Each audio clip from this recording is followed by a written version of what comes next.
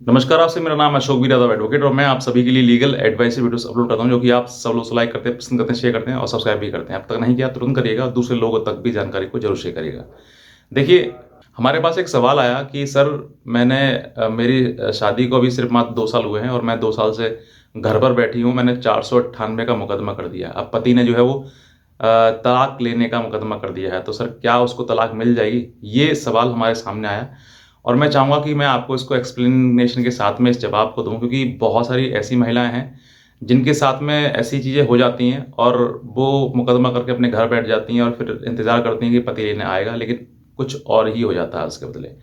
तो आज आप एक महिला हैं या फिर पति हैं, तो इस वीडियो को पूरा ज़रूर देखें ताकि आपको सीख मिल सके और आप अपने जीवन में अपने जीवन को सही रास्ते पर लाकर सुधार सकें। क्योंकि ये चीज़ें जो बढ़ रही हैं आजकल समाज में, आजकल हर महिला जो है वो अपने आप को सीधे कोर्ट ले जाती है और वहाँ पर जाकर अपनी बात रखती है और कोर्ट प्रक्रिया में जो चीज़ें बदलती हैं, जो रिश्ता एक दुश्मनी में बदल जाता है, ये सब आप नहीं समझ पाती हैं। तो बहरहाल सीधे सवाल पर आते हैं कि सवाल ये है कि आपका 2 साल हो गया शादी के लिए और अब जो है आपने दहेज का मुकदमा कर दिया, आप मुकदमे की तारीख चला रहे हैं और आप केस लड़ रहे हैं और पति ने उस तरफ से अपनी तरफ से तलाक का मुकदमा कर दिया। देखिए, मोस्ट कॉमनली क्या होता है कि पति-पत्नी में लड़ाई-झगड़ा होना एक कॉमन सी बात है। एक बहुत बड़ा अपराध नहीं हो गया कि लड़ाई-झगड़ा हो गया, अरे मैं तो ससुराल छोड़ के मायके चली जाऊँगी और मायके जाके ऐसी-तैसी करा दूँगी इनकी। तो ऐसी-तैसी इनकी नहीं कराओगे, आप स्वयं अपनी भी करा बैठोगे। ये आपके लिए और इसमें सबसे ज़्यादा इम्पोर्टेंट जो रोल होता है ना, वो माता-पिता का होता है। वो अपनी माता-पिता अपनी बेटी को जो है वो बढ़ावा देते हैं कि अरे उसने ऐसा कर दिया, हम ऐसे कर देंगे साले को, ऐसे ही कर देंगे, वो कर देंगे। नहीं, आप ये जो बढ़ावा दे रहे हैं ना, ये आप अपने बेटी का जीवन खराब कर रहे हैं। जो आपने अपनी बेटी के लिए पढ़ाया, लिखाया, उसको सक्षम बनाया, तो इसलिए नहीं कि आप अब उसके ही ससुराल के प्रति आप उसको उकसाएँगे। आप उसको एक सही रास्ता बताने की बजाय उसको मिसगाइड करेंगे। नहीं, ये गलत आपका है। अगर मान लीजिए किसी प्रकार से आपकी बेटी में या फिर आपके दामाद में दोनों में झगड़ा हो गया या फिर उसके ससुराल में दोनों सबसे झगड़ा हो गया, तो आप उसको आप मीडिएटर का काम करिए। अगर कौन-सी गलती है, उस गलती को निकालिए कि गलती ये है। दोनों बेटा और दामाद को दोनों को बैठाइए या फिर आप उनके साथ चले जाइए, बैठिए, बात करिए कि बेटा गलती क्या है हमारी बेटी की।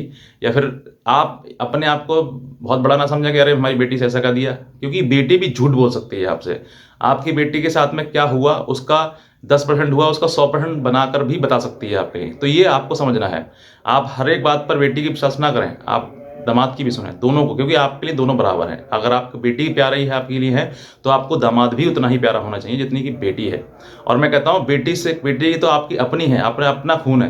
वो कम प्यार दो उसके लिए क्योंकि वो तो अपना ही है। लेकिन एक बेटा दूसरा दामाद जो है वो दूसरे का बेटा है, उसको हमें ज़्यादा समझना चाहिए, ज़्यादा उसके लिए अपने खून से भी ज़्यादा समझना चाहिए उसके लिए। और गलती अपनी बेटी की ढूँढो कि मेरी बेटी गलती क्या है।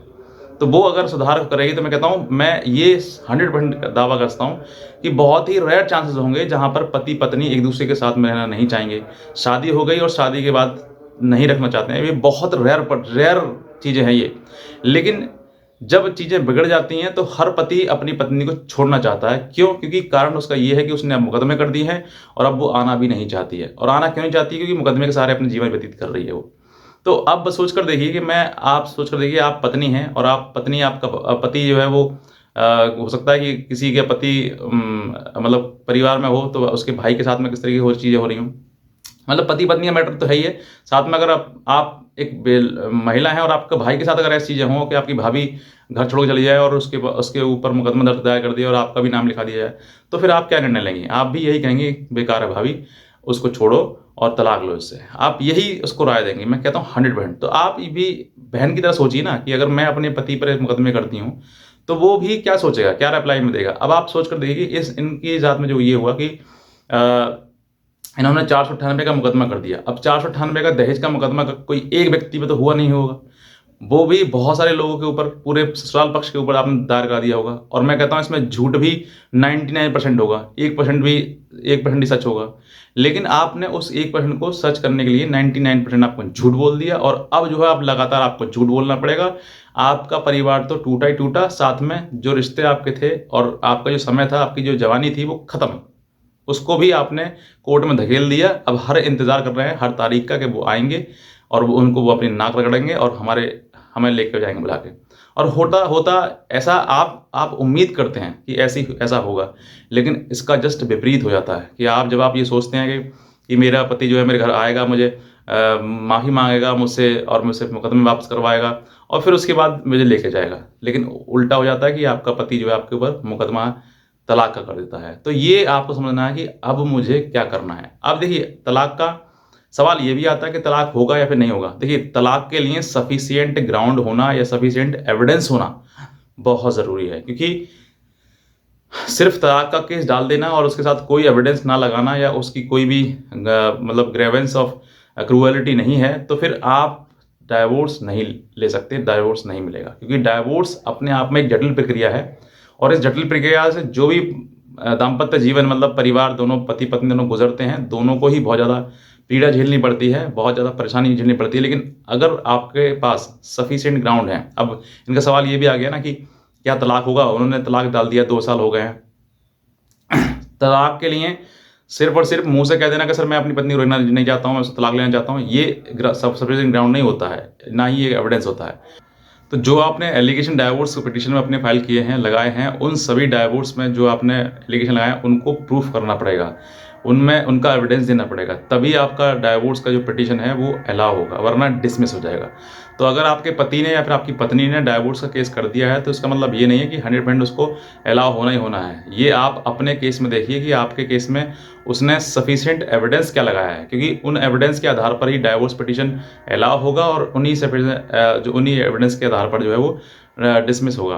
तो ये आपको देखना है कि मुझे मेरे अगेंस्ट जो एविडेंस लगाया क्या वो सही है या फिर वो सफिशिएंट है डाइवोर्स के लिए।